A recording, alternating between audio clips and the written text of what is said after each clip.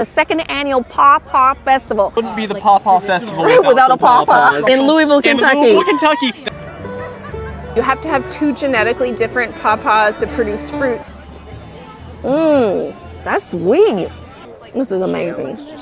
Papa jam. Like banana, pineapple, and mango. 6 trees. Yeah. What'd you think about it? It was delicious. We tend to think about people and nature as like mutually exclusive things, but really it's like a giant Venn diagram. Squirrel jam playing earlier today. The artist here. She's like, I'll paint your face for you. I was like, wonderful. Hey everyone, welcome back to Grow Leafy. I am today at the Louisville Nature Center for the second annual Paw Paw Festival. Many of you last year did not know what a pawpaw is, never heard about it, and I didn't even know what it was either, but I bought 4 plants. And so now I'm bringing you with me here to this festival. So make sure that you watch this video, join in with me. I'm gonna go and ask random people questions, and we're gonna learn about what pawpaw is and how you can grow it in your area.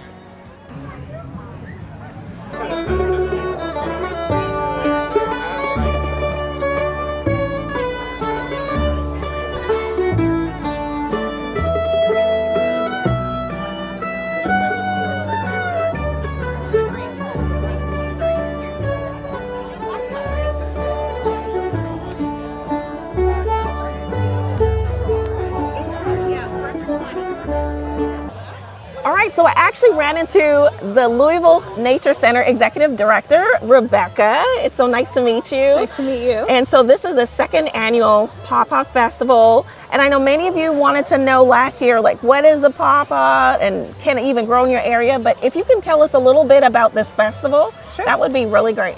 Yeah, so we decided last year, you know, I had always thought it'd be fun to do a pawpaw festival, but it's hard to know exactly when they're going to be ripe, and then they're only ripe for a really short time. So I didn't think it was possible.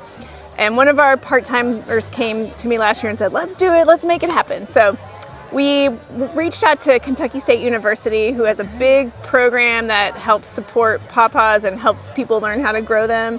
And we decided to make it happen. So wonderful. Yeah, so it's hopefully we'll keep going year after year, and we've kind of maxed out on our space, so I'm not sure what we'll do if it gets any bigger, but we just love promoting native plants and native trees. Wonderful. And so for those that may live in Louisville, or if you decide to come and visit Louisville, what are some of the other things that goes on here at the Nature Center that people that are interested in visiting would love to come and learn about or see? Yeah, so behind us, as you see, we have about 80 acres of forest. So we have 2 miles of trails that people can hike, and then nature play area that the kids can play on. And that's free and open to the public, sunrise to sunset every day. We have a bird blind. People can go and look at birds. We do summer camps. We have a forest preschool. And then on the weekends, almost every weekend, we have guided hikes like tree ID or birding, stuff like that. And then a couple times, you know, once or twice a year, we'll do bigger events like this festival. That's wonderful. Well, I'm really excited. I know I'm just getting here, but I'm really excited to see what your offerings are, which is another thing I want to know about. There's workshops, because there's an educational aspect to growing pawpaw trees, and I'm a newbie at this, to be honest. This is my first year, but I did plant 4. I bought them last year from this festival. So what are the workshops that you had available today, or learning opportunities for people? Yeah, so we have workshops about how to grow them, how to propagate them, because there are a few tricks that people need to know. You have to have 2 genetically different pawpaws to produce fruit, for example. They're pollinated by flies, and so some people, you may have feelings about this, some people actually hang like meat in the trees to attract the flies. No, I don't, but interesting, just to attract them. And then, you know, what you can do with them and how to keep them healthy. I planted a fruit tree a couple years ago, and I wish I had learned more about pruning and all that stuff before, you know. So these are the kind of workshops we offer to help people just know how to get the best pawpaws out of them and how to keep them healthy and alive. So wonderful. Well, thank you so much. Yeah, I'm so glad you're here. Meeting me and talking with me. I hope that this was helpful. We are going to go and do some more exploration, but If you are interested, I'm going to drop in the link to the Louisville Nature Center so you can learn all about them. And if you come to Louisville, make sure you stop by. We'd love to see you. All right.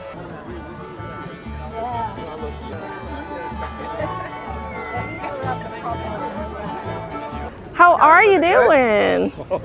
Could I ask you some questions, and I want to try this, and do you mind being on film? I'm a YouTuber. Yeah, I don't mind. All right, nice to meet you. My name's Alicia. Alicia, I'm Clifford. Clifford, England. Clifford, England's family farm. And we've been growing fruit and nut trees for approximately 33 years. Pawpaws. That's Yep. a long time.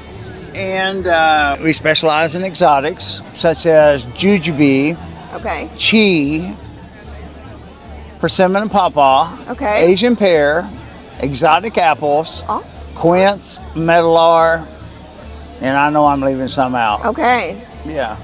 Persimmons too. Are they the American persimmons? What kind No, do you we grow some American persimmons, but we've got a lot of hybrids also. hybrids. Okay. A crosses between Asian persimmons and American persimmons. I probably would like to grow one of those because I have American persimmon, but it's really small, Really small. like tiny. And to get the fruit, Right. I have to use a little machine to squeeze Right. out to get the seeds out. Right. And I really want a persimmon that grows in Kentucky Right. that will do well in this type of climate, that I will get more fruit from it. What Right. you got? Actually, you'll be surprised to find out that most of the hybrids don't have any seeds in them. Okay. That's great. Okay. Yeah. Okay. So do you have the hybrids here? No. Not right now. Right now it's pawpaws. Yeah. Because we're at the Paw Paw Festival. Right. So let's talk about the pawpaws. What is a pawpaw? Because a lot of the people that that follow me on this channel, they've never heard of a pawpaw. Well, I learned last year a for the pawpaw first is time. actually North America's largest native fruit. Okay. And it's reminiscent of banana and mango and pineapple flavors. It has a thin skin, it's got seeds in it, and it grows easily in Kentucky. It grows easily in Kentucky. Yeah. So I started growing 4 of them last year when I came to this festival. Oh, great. And so I'm really excited. I'm not sure when they'll start producing, but they're about this tall. Okay, great. Now. But we bought a couple of fruits here. My husband, where's that? I want to yeah. try this. So how do I just Just tear it. just bite it? Do I have to half. peel it? No, don't bite it. Don't eat the seed. Don't eat the seed. So Don't just, eat the skin. Don't eat the seed. So just peel it with my finger? No, just tear it in half. Oh, in half? Yep. Oh. Y'all, this is Yeah. so it's Yeah, like that. so there's white. I think I saw yellow. Okay. Yeah, there's different colors. Oh. That's sweet. So it's kind of messy to eat. Yeah, it is. I wish I had a tissue, but I don't. Do they taste different depending on the color? Do they taste different as well? Yeah, they do. Many kinds. Here you go, ma'am. Thank you. Many kinds taste differently. That's really sweet. Yeah, it is. Very good. Yeah. Very good. Well, I'm very excited to meet you and very excited to Likewise. taste this. Thank you. Thank you for growing persimmons. And how large is this farm, you said? 40 acres. 40 acres of persimmons. Wonderful. You're welcome to come down and visit. Thank you. Thank you. It's a sample. Can I try it? All right. So, are there different kinds of pawpaws? Because I just tried one that looked white on the middle. Different cultivar, yeah. They're different different kind in one place. So And what variety? Do you know what Oh, mixed to different varieties. So it's any different varieties. oh, that's good. You want to try the Pawpaw jam? Papa Jam. Yeah, that's our cracker. It's just So this is just a mix of everything that you can grow on the farm. It's Yummy. a bunch of different trees. It's actually, to be honest, all the fruit was harvested just a few days ago. This is amazing. It's just made Wednesday. And Papa Jam. I'm going to grab one more of these. And then that seed is called This is Papa Jam. everybody Look at that. Tastes good. That's a good Nice texture. I've never had that before. It's really great. This is the Kentucky State University, right? It is, yes. So I want to know about growing pawpaws because I just bought the trees last year and I'm truly beginner, but I know people that want to grow it as well and they don't know anything. So any tips Advice Okay. on growing them, when to grow them, where it grows. Okay, well, it's a really great native Kentucky tree fruit and grows across the southeast. Basically, what you want to do is plant it in an area where there's full sun. Even though pawpaw is a native understory tree, it's actually going to produce more fruit if it's out in full sun. But you can't really plant the tree in full sun unless it's about 1.5 feet tall. Okay. If it is smaller than that, you're going to have to shade it a little bit with a little bit of shade cloth. Okay. But after that, it'll just start growing. And if it's a seedling tree, you're going to get flowers and then fruit maybe at about 5 to 8 years. Oh, But if it's a grafted tree, basically there's name varieties of pawpaws just like there are name varieties of apple. And so if you do plant a grafted tree, it might have some flowers and fruit at 4 years, 3 or 4 years. Okay. Once they get to about 10 to 15 feet tall, they've got enough canopy volume to be able to support fruit. The grow zone in Kentucky is about a 7. We were a 6, but now we're about a 7.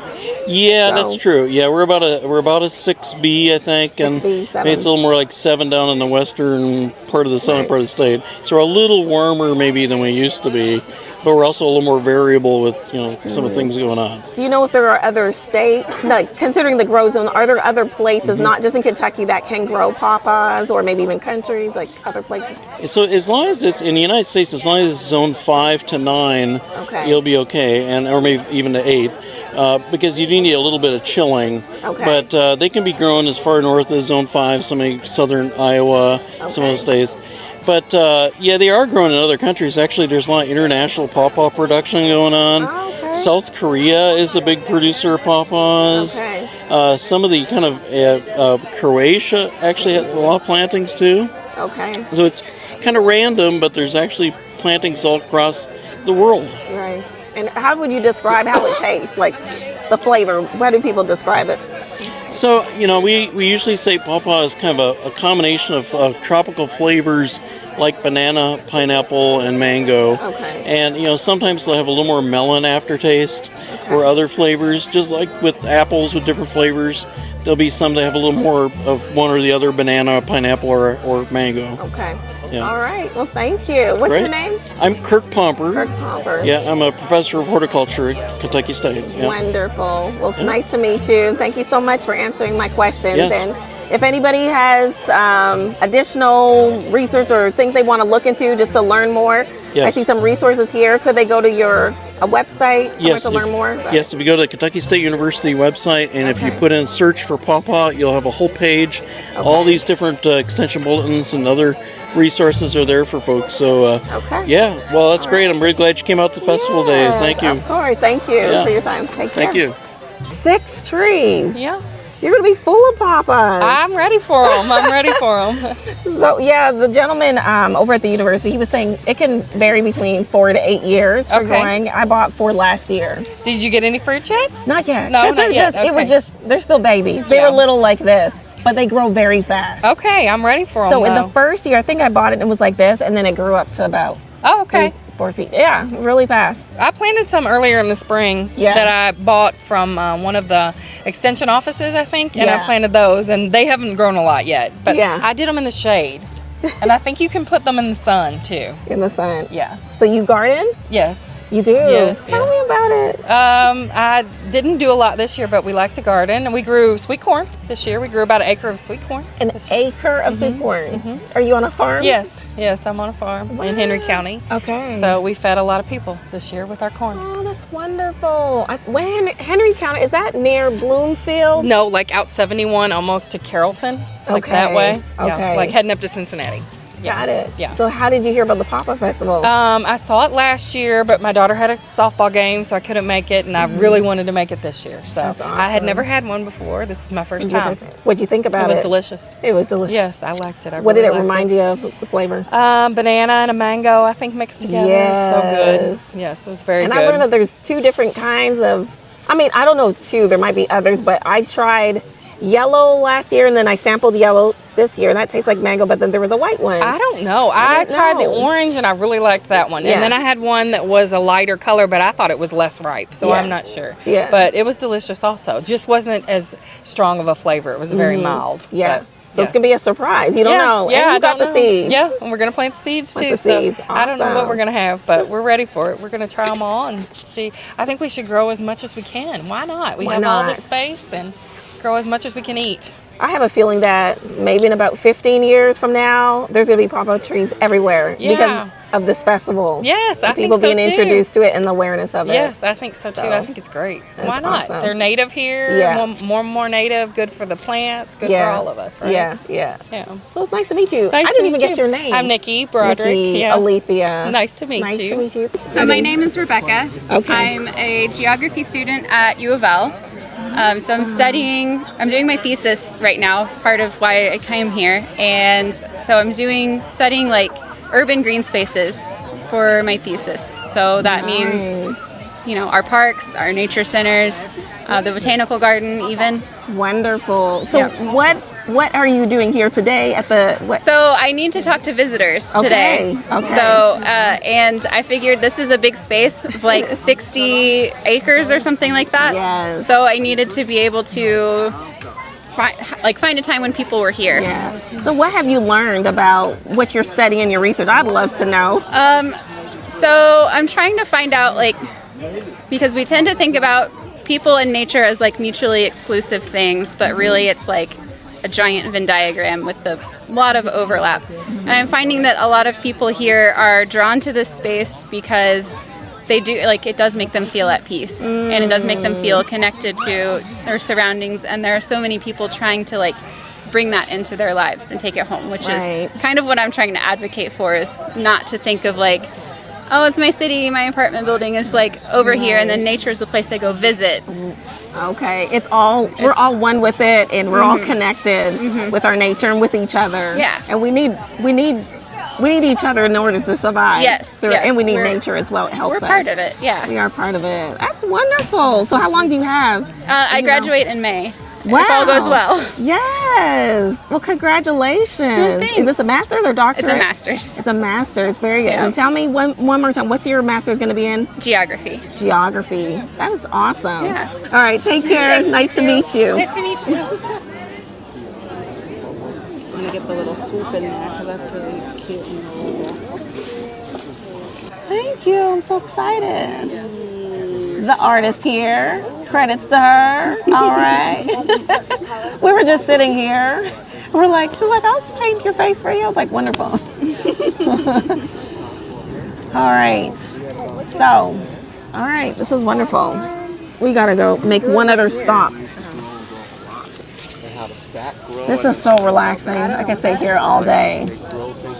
I loved watching you all play. Squirrel Jam is our name. Squirrel Jam. That was Squirrel Jam playing earlier today. You all played for how many hours? 2 hours. 2 hours. Yeah, we took a little beer break. Yeah. Yes, 2 hours. Yeah. Well, Yeah, you guys did wonderful. Thank you. It was nice. It set the atmosphere lovely. Squirrel Jam. Appreciate it. All right. Thank you so much. Take care. What do you play? I play percussion in Oh, nice. Yes. My daughter's a singer, and I used to play the piano a lot. Yes. So we're a family of musicians as well. I love Yeah. it. Yep. Keep playing. Keep singing. Thank you. Uh-huh. All right, y'all take care. Yeah. So who are you? Who are you with? Yeah, so my name's Jody. Yeah. I'm with Beargrass Thunder. We're a local native plant nursery and landscaper. And what we do, we call them yardens. But we change, yardens. That sounds cool. We change mowed grass into either food or flowers for people that don't want to ever have to mow again. Oh, I love that. So what would that look like? How does that work if somebody's interested in doing that? So what we do, we really want to make sure that the plants that we sell can grow in whatever area. Because sometimes people have full sun, full shade, dry, wet soil. So we usually do a consult first, and then we have about 288 different species of plants that we can put in. And really it's a matter of what's your favorite color? Do you want to eat it? Or do you want to never mow again? And so depending on the aesthetic, we can find the plants that'll fit that space. And that's what we have here. We have So let's see what we've got. Let's see what you've got here. It wouldn't be the Paw Paw Festival Without some a Paw Paw. pawpaws, right? And pawpaws in Kentucky and Louisville especially, these grow really well on slopes. Okay. So that's been a really fun one. But for people that are wanting to be a little bit more adventurous, Then we also have some hazelnuts. We have these really neat plants called choke cherries. Okay, I've heard of them. Yeah, and so these are thicket species. So thicket species. Are they edible? Yes, completely edible. They are edible. They're called choke cherries because they're a little tart. So if you mix a little sugar in that, it makes some of the best jam I've ever had.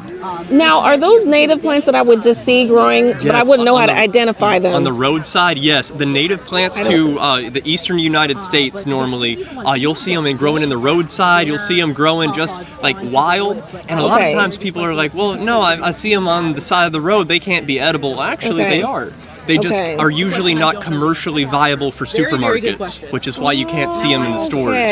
So like Paw Paws, they have a shelf life of about 3 days once they're picked. So that's why you don't see them for sale, right? But the festival stuff like that, that's really important to try to bring that fruit into the more, general populace. You know, if we can do that education, then that means people will be able to feed their families just using the land they have. And it doesn't have to be a big yard in order to be a big yield.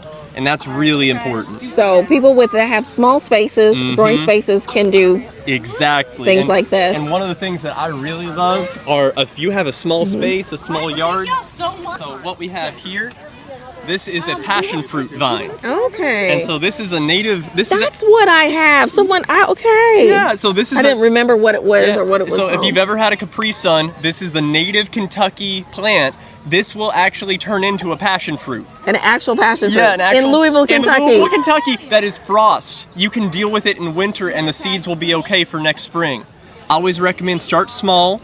You know, maybe do 3 or 4 species, see what works. But the number one thing is to just take about an hour to 2 hours a week and just look at what's going on. You know, observe the garden first, and then once you see what's going on, then you can always get more. But the thing I don't want to have happen is people go too hard too fast and then they get overwhelmed and they think they're bad gardeners. Because that's not it. You know, it's always about pacing yourself. It's a marathon, not a sprint, right? Yes. Can I see some of we'll walk over there and see those? So what we have here, these are more shade plants. This is great blue lobelia. And these flowers, hummingbirds love them. So if somebody is like, oh, you know, I have a fence line, nothing grows, this probably will. If somebody has a front yard that's really close to the road, they say, well, no, I can't plant sunflowers, they get too tall. I can't plant this because it gets too tall. This is the tallest this will ever get. That's it? That's the tallest? Yes. And it's beautiful. That's gorgeous. And what is this called? This is called a rose vervain. Licorice goldenrod, gray goldenrod, only gets about this tall. The full shade yard, if you have a bunch of oak trees or something, always recommend a fern. Very low maintenance. And also in a shade yard, you can make this a ground cover. So seed mixes are the easiest way to hit a big square footage. What we have here, these are just 3 different mixes, some of our fastest growing species, but the seeds are very tiny. So this bottle will cover 500 square feet. Oh my gosh. So this is somebody's front yard potentially in a shotgun house. When people are trying to start out, we want to give them the best chance of success. Black-eyed Susan, purple coneflower, evening primrose. Wonderful. Wow. This is awesome. And this is just a little tube, right? It's crazy. What's your information in case anybody wants to, you know, because I'm going to drop the link in the description, especially if anyone's here in Louisville. So easiest thing to do is to go to beargrassthunder.com. We're on Instagram. We have a few dozen videos on YouTube just documenting our process. And, you know, we also run the Louisville Seed Bank, which is a free service where we give out free wildflower and vegetable seeds that are heat resistant. Wonderful. Well, thank you so much for sharing the information. Make sure I leave with your information so that I can follow up, because I would love to go on your website and look up the information, share the link with others. Definitely like what you all are doing. We are honored to have you. Thank you so much, Alethea. You're welcome. All right, I hope you liked this video and that there was something that you were able to learn and take away from the Paw Paw Festival at the Louisville Nature Center.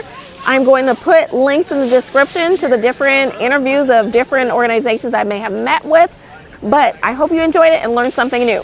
Just remember to grow, eat, and self-care. Bye.